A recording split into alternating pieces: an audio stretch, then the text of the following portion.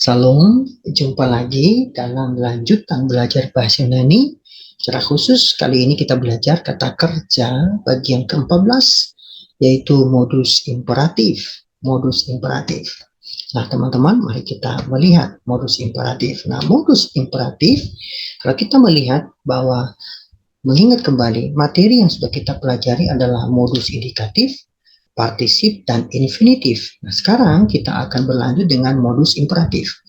Nah, di dalam bahasa Yunani, modus imperatif itu hanya dipakai dalam present dan aorist, secara khusus untuk orang kedua dan ketiga.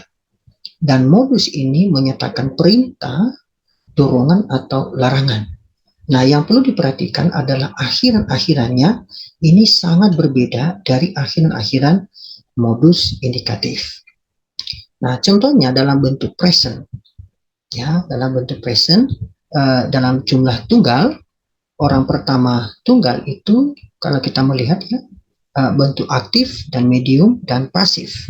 Nah, kita menggunakan kata luo, ya. Orang kedua tunggal itu lue, dalam bentuk medium dan pasif itu lu.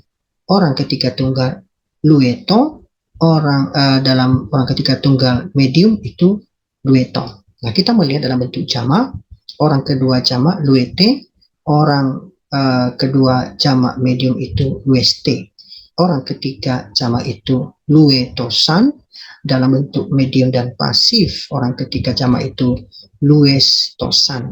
Kita melihat dari sisi aorist aktif. Nah, aorist pertama dan aorist kedua. Dalam bentuk tunggal, orang kedua aorist pertama itu luson, orang kedua tunggal aorist kedua itu labe. Orang ketiga tunggal aorist pertama lusato, orang ketiga tunggal aorist kedua labeto. Dalam bentuk jamak, kedua jamak aorist pertama lusate, orang kedua jamak aorist kedua labeti, orang ketiga jamak aorist pertama lusantosa, dan orang ketiga jamak aorist kedua labetosan. Nah, kita melihat dari sisi arah aorist medium, ya.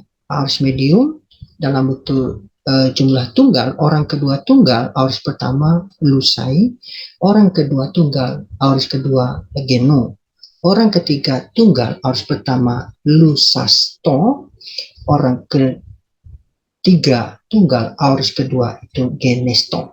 Kita melihat dalam bentuk jamak, orang kedua jamak aorist pertama lusaste, aorist kedua jamak geneste, orang ketiga aorist pertama itu lusastosan, aorist kedua orang kedua jamak itu genestosan.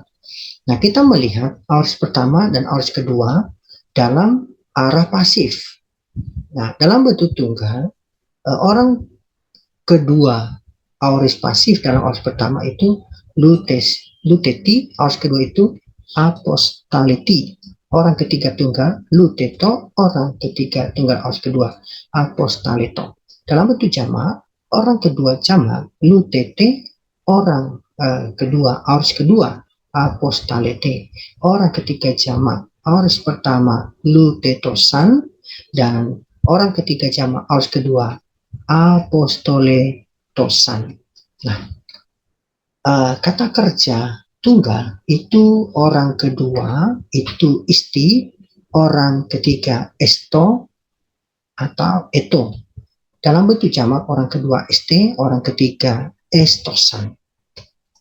Nah, demikian sekali lagi ini adalah terjadi perubahan di dalam bentuk kata kerja imperatif. Sekali lagi, pengertian bentuk kata kerja imperatif itu menyatakan perintah, dorongan, atau larangan. Kiranya materi yang kita pelajari ini menambah wawasan teman-teman dalam mengerjakan modus imperatif. Tuhan memberkati.